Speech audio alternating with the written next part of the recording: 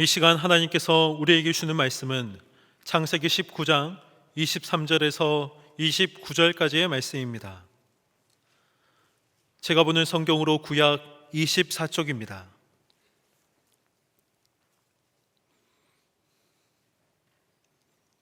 하나님의 말씀을 봉독하겠습니다.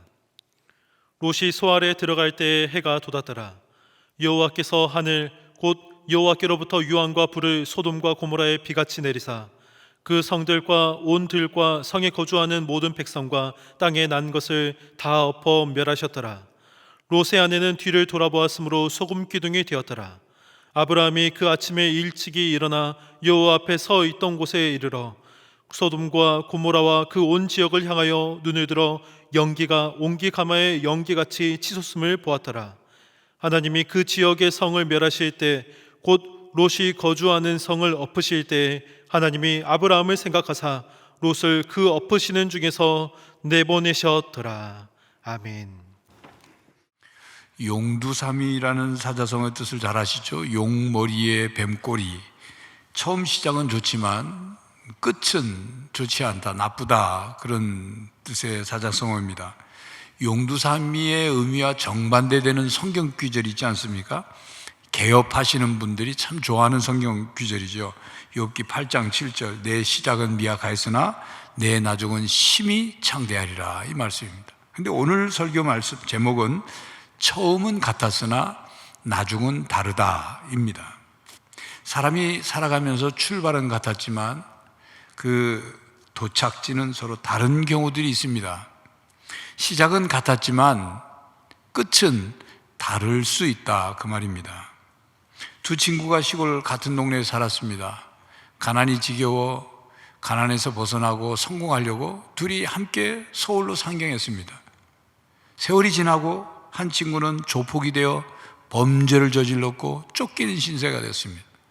또 한 친구는 그 친구를 체포해야만 하는 경찰이 되었습니다. 두 사람이 만났습니다. 경찰과 조폭으로 만났습니다. 둘이 함께 같은 공간에 있지만 그들의 출발은 같았지만 나중은 달랐습니다.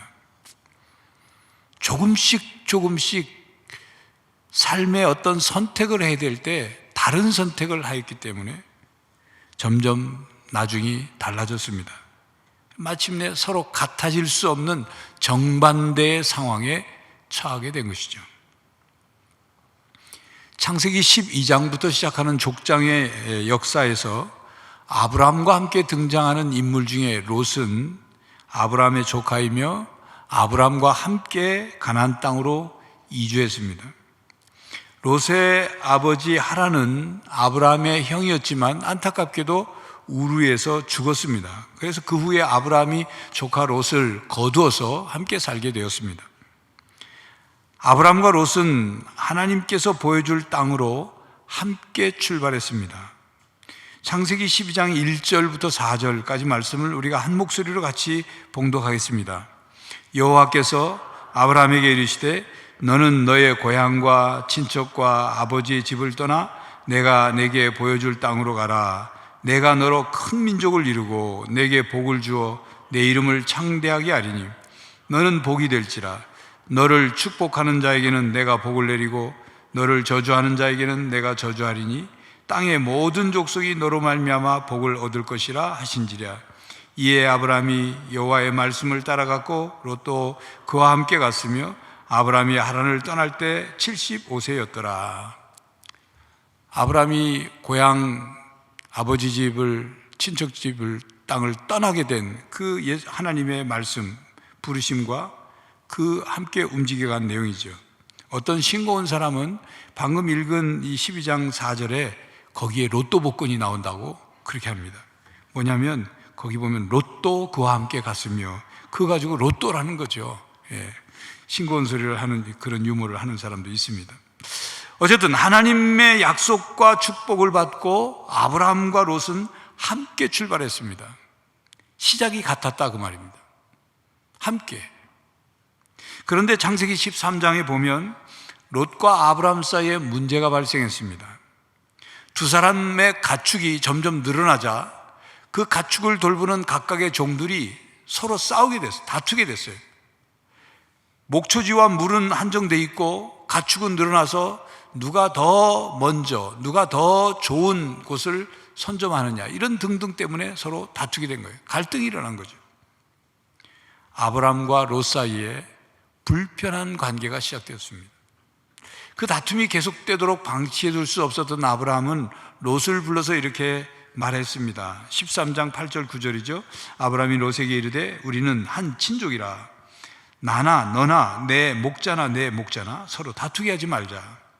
내 앞에 온 땅이 있지 아니하냐. 나를 떠나가라. 네가 좌하면 나는 우하고 네가 우하면 나는 좌하리라. 아브라함은 조카 롯에게 선택의 우선권을 주었습니다. 롯은 두말하지도 않고 사양하지도 않고 요단들을 바라보고 그쪽을 선택했습니다. 10절 11절이죠.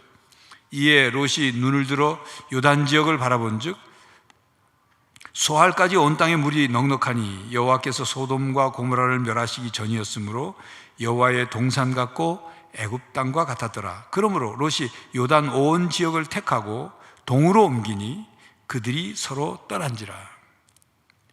롯에게는 요단 지역의 물이 넉넉한 것이 보였습니다. 롯이 바라본 요단 지역은 여호와의 동산 같고 애굽 땅과 같았다고 기록하고 있는데 그 의미는 비옥했단 말입니다. 좋은 땅으로 보였다는 것입니다. 마치 에덴 동산에서 하와가 뱀에게 유혹을 받을 때 선악과를 바라보니까 보암직도 하고 먹음직도 하고 지혜롭게 할 만큼 그래서 따먹었죠. 그것처럼 롯에게는 요단 들판이 그렇게 보였어요. 요단 들판이 롯의 마음을 사로잡았습니다. 그리하여 롯은 요단 지역 소돔에 정착하였습니다. 자, 그렇다면 롯이 요단 지역을 선택한 기준은 무엇이었습니까? 롯의 선택은 합리적인 선택으로 보이죠. 그러나 외형적이고 현세적인 것이었습니다. 선택 기준은 풍요로움과 물질적인 성공이었습니다. 동고동락하던 삼촌 아브라함과 조카 롯은 재산 관리 문제로 서로 갈라서야 했습니다. 요즘 말로 말하면 돈 문제로 또 물질 문제로 재산 때문에 혈육이 갈라서게 된 것입니다. 롯은 아브라함과 헤어지면서 아무런 아쉬움도 미련도 없는 것처럼 보입니다.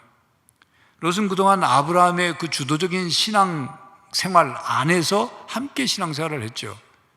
그런데 아브라함과 헤어진 후에 그 다음 신앙생활을 어떻게 해야 될지 이런 것들은 전혀 생각하지 않은 것 같습니다.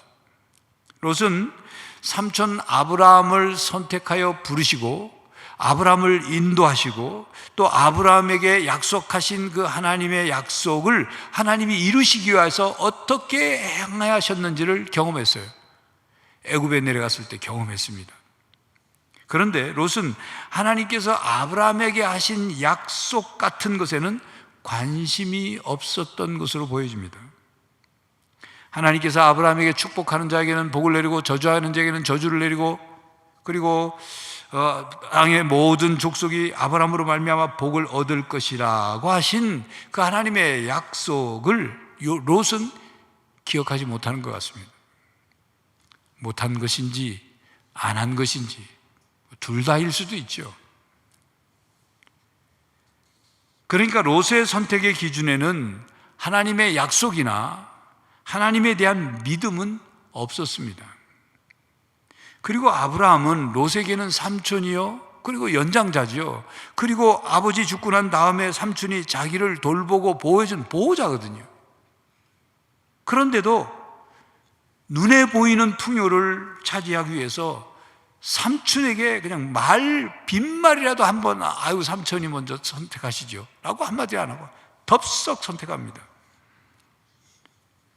그런 모습을 보고 송병현 박사의 저서인 엑스포지먼터리 창세기 주석에는 보기에 당장은 별 볼 일 없어 보이는 하나님의 축복과 매력적인 세상의 부귀영화 중에 롯은 매력적인 세상의 부귀영화를 선택했다고 했습니다. 여러분, 맹모 삼천지교라는 고사성어를 아시죠? 맹자의 어머니가 아들 맹자를 위해서 이사를 갔다가 교육 환경이 좋지 않으니까 또 이사 가고 또 이사 가고 3번 이사 갔다.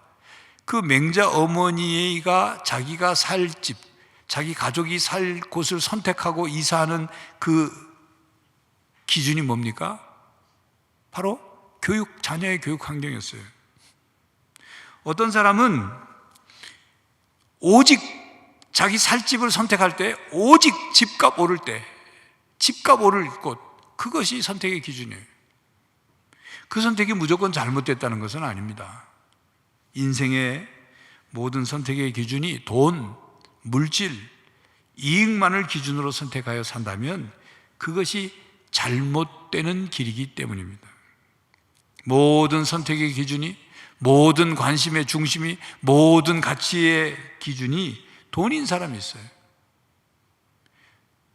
그런 사람은 친구가 새 옷을 사서 입고 오면 그 옷이 잘 어울리는지 멋있는지 이거에 먼저 보이는 게 아니에요. 그런 말을 먼저 하는 게 아니에요. 아, 멋있다, 잘 어울린다, 뭐 그런 말을 먼저 하는 게 무슨 말부터 하는 거예요? 얼마짜리야? 얼마짜리야? 그거부터 보여요. 매사가 사람보다 돈이 먼저예요. 사랑보다 돈이 먼저예요. 그러니까 모든 매사에 돈 하다가 그냥 돈 사람이 되는 거예요. 사람은 가치관에 따라 삶의 방향과 내용이 다릅니다. 가치관이란 무엇을 추구하느냐, 무엇을 소중히 여기느냐, 무엇을 우선순위에 두느냐, 그것에 관한 거죠. 그러므로 신앙생활은 가치관을 하나님의 말씀에 기초하여 정립하는 것입니다. 그동안 가지고 있던 세상적인 가치관을 버리고 하나님 나라의 가치관으로 바꾸는 거예요. 하나님 말씀에 근거한 기초한 가치관으로 바꾸는 거예요. 그래서 바른 가치관을 갖는 거예요. 이게 신앙생활이에요. 그것이 삶의 기준을 바로잡는 거죠. 아브라함은 하나님의 언약과 약속의 말씀에 가치를 두었습니다. 그러나 롯은 하나님의 언약, 하나님의 약속의 말씀, 거기에 가치를 두지 않았어요. 눈에 보이는 것, 물질, 풍요, 세상적인 성공, 그것에만 가치를 두었어요. 롯은 아브라함과 헤어지면서 나름 힘차게 새로운 출발을 했겠죠. 삼촌의 그늘에서 벗어나 이제 내 뜻을 펼 수 있다, 내 역량을 마음껏 발휘할 수 있다, 그렇게 생각했겠죠. 삼촌의 가축대와 나의 가축대의 이제 갈등을 해결했으니 이제 더 재산을 늘리고 가축을 늘리고 성공해보자, 그랬겠죠. 그러나 롯은 아브람과 헤어지고 나서부터 인생이 내리막길로 내려갔습니다. 롯은 아브람과 함께할 때 행복했었고 아브람과 헤어지고 난 후부터 문제가 생기기 시작했습니다. 롯이 아브람을 떠난 후에 하나님이 아브람에게 오셔서 아브람에게 눈을 들어 동서남북을 봐라. 네가 바라보는 모든 땅을 내가 주겠다. 자손이 땅의 티끌처럼 셀 수 없을 만큼 주시겠다. 약속하셨어요. 이 하나님의 약속의 말씀을 들은 아브라함은 하나님께 예배를 드렸습니다. 창세기 13장 18절입니다. 이에 아브라함이 장막을 옮겨 헤브론에 있는 마므레 상수리 수풀에 이르러 거주하며 거기서 여호와를 위하여 제단을 쌓았더라. 그러나 롯은 소돔으로 옮긴 뒤에 하나님께 제단을 쌓았다는 기록이 없어요. 하나님을 찾거나 하나님을 섬기지 않았다, 그런 말이죠. 롯의 머릿속에는 하나님에 대한 기억, 하나님에 대한 생각이 있었는지는 모르지만 그의 구체적인 삶에서는 하나님을 믿고 하나님을 섬기는 실천이 없었던 겁니다. 창세기 14장에는 성경 최초의 전쟁이 나옵니다. 그 전쟁에서 롯이 전쟁 포로로 끌려가죠. 재산도 다 빼앗기고 여러 그 사람들도 같이 잡혀갑니다. 그 소식을 듣고 아브라함이 자기 집에 용병 318명을 데리고 그 군대를 쫓아가서 다시 롯을 되찾죠. 재산뿐만 아니라 재물뿐만 아니라 함께 끌려간 사람들까지 다 되찾습니다. 그 과정을 통해서 롯은 아브라함이 아니었으면 그의 인생이 어떻게 됐겠어요? 전쟁 포로로 노예로 끝나는 거예요. 아니, 아브라함이 아니라 아브라함과 함께 하신 하나님이 아니셨다면 롯은 그냥 전쟁 포로로 그렇게 그냥 비참하게 인생이 끝나는 겁니다. 그 일로 롯이 무엇을 깨달았을까요?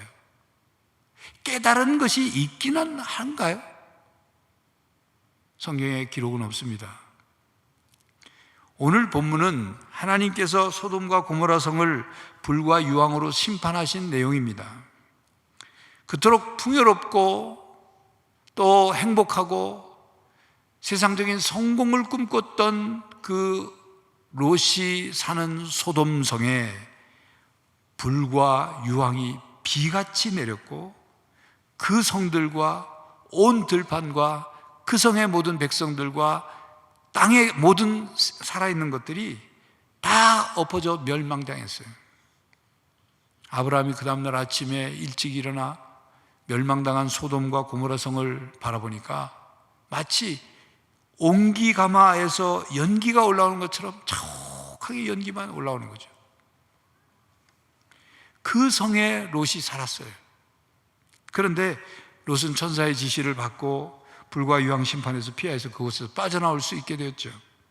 하나님께서 롯을 살려주신 것은 아브라함 때문이라고 오늘 본문 29절에 말씀합니다. 하나님이 그 지역의 성을 멸하실 때, 곧 롯이 거주하는 성을 엎으실 때 하나님이 아브라함을 생각하사 롯을 그 엎으시는 중에서 내보내셨더라.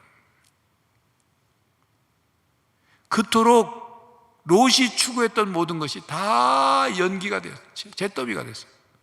그렇게 열심히 모으고 열심히 끌어당기고 했던 그 모았던 모든 재산들 다 연기로 사라지고, 야고보서 4장 13절 14절 말씀이 떠오릅니다. 들으라, 너희 중에 말하기를 오늘이나 내일이나 우리가 어떤 도시에 가서 거기서 1년을 머물며 장사하여 이익을 보리라 하는 자들아, 내일 일을 너희가 알지 못하는도다. 너희 생명이 무엇이냐? 너희는 잠깐 보이다가 없어지는 안개니라. 롯은 그의 재산, 그가 그곳에서 꿈꿨던 성공 다 안개처럼, 연기처럼 그렇게 사라졌어요. 본문 앞에 보면 천사가 롯의 집에 방문을 했고, 천사가 롯에게 멸망당하지, 하나님의 심판하실 때 멸망당하지 않도록 소돔성을 떠날 것을 재촉을 했습니다. 롯이 자꾸 민기적거려요. 떠나기 싫죠. 그 꿈을 대니까 천사가 롯의 손과 롯의 아내의 손과 롯의 딸들의 손을 붙잡고 성 밖으로 이끌고 나왔습니다. 그리고는 그 롯과 가족에게 뭐라고 말하면 도망해라. 그래서 생명을 보존해야 된다. 그리고 돌아보거나 들에 머물지 말고 열심히 도망쳐서 멸망당하지 않도록 해라. 신신당부를 해요. 그런데 어떻게 됐습니까? 롯의 아내가 돌아봤죠. 본문 26절에 롯의 아내는 뒤를 돌아보았으므로 소금 기둥이 되었더라. 그동안 사해 남쪽에 있는 소금산이라고 불리는 지역에 소금 기둥이 된 롯의 아내를 추정하는 모습이 있었습니다. 저 모습인데 실제로 그 크기가 사람 덩치보다 큽니다. 그런데 최근 고고학자들에 따르면 소돔과 고모라 성이 존재했던 위치는 사해 북쪽 해변으로 요르단에 속해 있는 투레일랏 가술이라고 주장을 합니다. 저 발굴 작업하는 겁니다. 그곳에 소금 기둥이 된 롯의 아내의 형상이 있습니다. 훨씬 사실 크기와 같은 그런 그 형상이 있습니다. 롯의 아내는 그렇게 끌어모았던 재산, 당시 소돔과 고모라 성이 문명이 발달해서 호화로웠거든요. 비옥한 땅이었기 때문에 아주 풍요로웠거든요. 그러니까 그것을 떠나기 싫어가지고 뒤돌아보다가 결국 소금 기둥이 되어 죽은 거죠. 어디에 있는 소금 기둥이 진짜 롯의 아내가 소금 기둥이 된 것이냐 하는 것은 성서고고학에서는 중요한 일이지만 오늘 우리들에게는 왜 롯과 롯의 아내와 롯의 딸들이 그러한 일들을 겪어야만 했느냐 하는 것입니다. 롯은 자신의 아내와 평상시에 신앙적인 대화를 했을까요? 의심스러워요. 롯은 자신의 가정의 신앙을 잘 유지하고 신앙생활을 하려고 신경 썼을까요? 그 당시에는 성경책도 없어요. 오직 말로, 입에서 입으로 신앙이 전달되고 고백되고 그렇게 전수되는 거예요. 가정 안에서 롯이 하나님에 대해서 입에 하나님에 대해서 말하지 않으면 아내와 딸들이 들을 수가 없는 거예요. 신앙의 전수가 이루어지지 않았다 그 말이에요.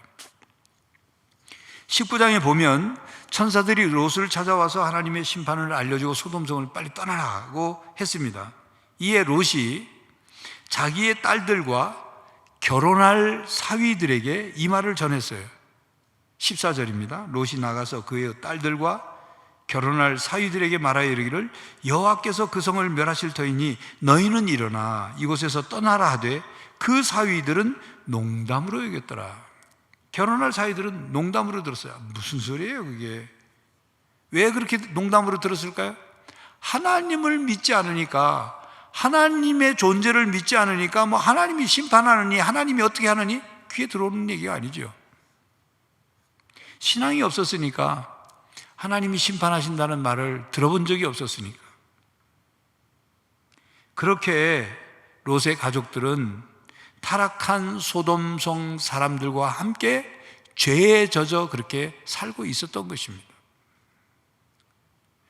여러분, 그리고 본문 앞에 기록된 이야기를 보면 당시 소돔성이 얼마나 타락했는지를 단면적으로 보여주는 내용이 있어요. 천사들이 이제 롯의 집에 들어왔거든요. 사람들이 볼 때 손님이 온 것으로 보였어요. 손님이 온 것을 알고 소돔성에 있는 나이 많은 사람이든 젊은 사람이든 막 여기저기서 사람들이 몰려와서 롯의 집을 뺑 둘러 에워쌌어요. 그리고 롯에게 말합니다. 윽박질러요. 손님 내놔라. 둘 내놔라. 우리가 그와 상관해야 되겠다. 번역은 상관해야 되겠다고 했지만 내용은 뭐냐면 집단 성폭행해야 되겠다 그 소리. 그것도 동성 간의 성폭행이에요. 그러니까 롯이 또 뭐라고 하냐면 손님들에게는 아무 짓도 하지 말아라. 나에게 시집 안 간 딸 둘이 있으니까 둘 내줄 테니까 니들 마음대로 해라. 이게 할 소리입니까? 아버지가? 이 상황이, 그 상황이 있을 수 있는 일이냐 말이에요. 소돔성이 그렇게 타락한 거예요. 그러니 하나님이 심판을 하셨죠. 불과 유황으로. 롯은 타락한 소돔성에서 나름 성공한 사람이라고 여겨집니다. 창세기 19장 1절을 그 근거로 우리가 찾아볼 수 있는데, 저녁 때 이 두 천사가 소돔에 이르니 마침 롯이 소돔 성문에 앉아 있다가 그들을 보고 일어나 영접하고 땅에 엎드려 절하며. 고대 가나안 지역에서는 성문은 요즘으로 말하면 구청이나 시청, 군청 과 같은 그런 역할을 했어요. 도시에 그 성의 지도자들이 성문에 앉아서 성문에 모여가지고 회의도 하고 중요한 계약도 하고 때에 따라서는 재판도 했습니다. 그래서 고고학 발굴에 의하면 성문에는 문만 있는 것이 아니라 그 옆에 사람들이 모여 앉을 수 있는 널찍한 공간과 그리고 의자 같은 것들이 있었습니다. 그러니까 롯이 성문에 앉아 있을 정도이면 그 성에서 상당히 인정받는 지위에 있는 사람으로, 혹은 재력을 가지고 있는 사람으로 알 수 있다 그 말입니다. 그러므로 롯은 소돔성의 지도자 그룹에 속해 있었을 것이고 적어도 외부인을 영접하는 지위에 있었기 때문에 두 천사가 소돔에 이르렀을 때 성문에 앉아 있다가 일어나서 그들을 영접한 것입니다. 자, 그렇다면 어떻게 롯은 소돔성에서 나름 성공할 수 있었을까요? 롯은 아브라함과 갈라지면서 소돔성에 정착을 하였습니다. 롯은 소돔성 사람들 입장에서 보면 굴러들어온 돌이에요. 이 굴러들어온 돌이 정착하는 거 쉽지 않아요. 텃세가 있어요. 텃세가. 당신은 부족 사회예요. 자기 부족 아니면 텃세를 부리는 사회예요. 그런데도 이 롯이 낯선 그곳에 밀고 들어가 자리를 잡을 만큼, 또 지위를 인정받을 만큼, 재산을 모을 만큼 됐다. 그건 롯이 배짱도 있고 머리도 좋고 처세술도 괜찮았다는 얘기죠. 가진 재산으로 사람들에게 호의를 베풀며 그들의 마음도 사고, 그러니까 대인관계나 처세술이 아주 좋았던 것으로 추측이 됩니다. 여러분, 롯의 이런 모습에서 우리의 모습을 발견하게 됩니다. 이 세상에서 성공하고 싶어하고, 물질적으로 풍요롭게 살고 싶고, 다른 사람들과의 관계에서 좋은 게 좋은 걸로, 그게 죄 짓는 것이라도 그냥 좋은 게 좋은 것으로 유지하고 싶고, 적당히 사회봉사하기도 하고, 또 사람들에게 좋은 평판을 듣기 위해서 그들에게 뭔가 베풀기도 하고, 식사도 사고, 그러면서도 하나님께도 인정받고 싶어하는, 하나님을 알아요. 하나님의 존재를 부인하지는 않습니다. 그런데 다 그냥 그들 속에서 처세를 하다 보니까 그렇게 살아요. 롯이 그랬습니다. 삼촌 아브라함을 통해서 하나님이 어떻게 역사하시는지에 대한 것을 경험했어요. 그런데 롯은 그 신앙을 자기의 신앙으로 만들지 않았어요. 여러분, 교인들 가운데도 그런 교인이 있습니다. 부모님의 신앙은 참으로 대단한 신앙이에요. 대단한 은혜를 받고 아주 귀감이 되는 신앙이에요. 근데 자녀는 그 부모의 신앙을 이어받지 못했어요. 부모님의 생생한 신앙 간증과 체험이 가정 안에서 함께 나눠졌을 텐데, 자녀는 그 부모의 신앙을 자기의 신앙으로 만들지 못하는 그런 교인들이 있다 그 말이에요. 롯은 하나님의 심판으로 소돔과 고모라 성이 멸망하는 것을 처절하게 목격하고 경험했습니다. 자신이 쌓아 모아 올린 모든 재산을 잃어버리는 끔찍한 경험을 한 후에 새롭게 출발할 기회가 주어졌습니다. 신앙을 회복할 기회가 주어졌습니다. 하나님의 약속의 말씀에 의지해서 하나님과의 관계를 회복할 기회가 있었어요. 아브라함처럼 복의 통로가 될 수 있는 기회가 다시 찾아왔어요. 그런데 롯은 점점 하나님과 멀어졌어요. 처음은 아브라함과 함께 복 있는 하나님의 사람으로 우뚝 설 수 있었지만, 나중은 이방 민족, 하나님께 외면받은 이방 민족의 조상으로밖에 못 됐어요. 아브라함은 자신의 삶이 흔들렸지만 오직 하나님을 바라보고 그것을 견뎌내며 온전한 믿음의 사람으로 되어갔지만, 롯은 세상의 유혹에 흔들리며 눈에 보이는 것만 바라봤어요. 그리고 풍요와 세상적인 성공만을 추구했습니다. 롯의 삶의 가치관은 하나님 말씀 위에 세워져 있지 않았습니다. 신앙이 그의 삶의 기준이 되지 않았어요. 그러니까 세월이 점점 지나니까 하나님과 점점 멀어지는 거죠. 복 있는 인생이 되지 못한 것입니다. 성도 여러분, 우리는 롯의 일생을 간략하게 살펴보면서 아브라함과 비교를 하게 됩니다. 아브라함과 롯은 처음에는 같았지만 나중은 너무 달라졌어요.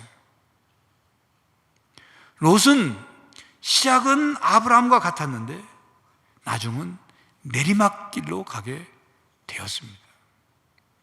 자, 그렇다면 여러분들은 지금 어떻습니까? 처음 신앙생활 할 때와 지금과 어떻게 다릅니까? 여러분이 삶의 중요한 뭔가를 선택해야 할 때 그 선택의 기준과 그 가치관이 무엇입니까? 바른 기준과 가치관으로 선택하며 살아가고 있습니까? 여러분, 좋은 열매를 맺는 좋은 나무가 되려면 하나님의 말씀에 뿌리를 내리시기를 바랍니다. 하나님의 말씀으로 삶의 가치관을 바꾸고 하나님의 약속의 말씀을 삶의 기준으로 삼아서 점점 더 온전한 믿음으로 살아가는 성도가 되시기를 간절히 바랍니다. 기도하겠습니다. 하나님, 이 세상 속에 살면서 세상의 유혹에 물질과 세상적인 성공에 마음을 빼앗길 때가 있습니다. 저희들이 삶을 선택해야 될 때 바른 기준과 그 가치관이 하나님 말씀 위에서 세워지게 하시고 하나님의 약속의 말씀이 우리 삶의 기준이 되게 하여 주시고 하나님의 말씀으로 새롭게 된 우리의 삶의 모습으로 살아갈 수 있도록 성령 하나님 우리를 인도하여 주시옵소서. 예수 그리스도의 이름으로 기도하옵나이다. 아멘. 성도 여러분, 처음 신앙생활 할 때와 지금의 모습이 어떻습니까? 신앙적인 가치관과 기준으로 살아가고 있습니까?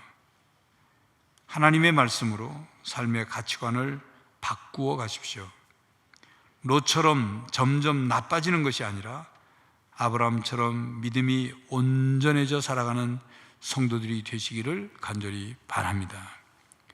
지금은 우리 주 예수 그리스도의 은혜와 하나님 아버지의 사랑과 성령 하나님의 교통하심이 하나님 말씀으로 가치관을 바르게 세우고 또 온전한 믿음으로 살기로 다짐하는 모든 성도들과 가정과 삶의 현장 위에 이제로부터 영원히 함께 하시기를 간절히 축원하옵나이다.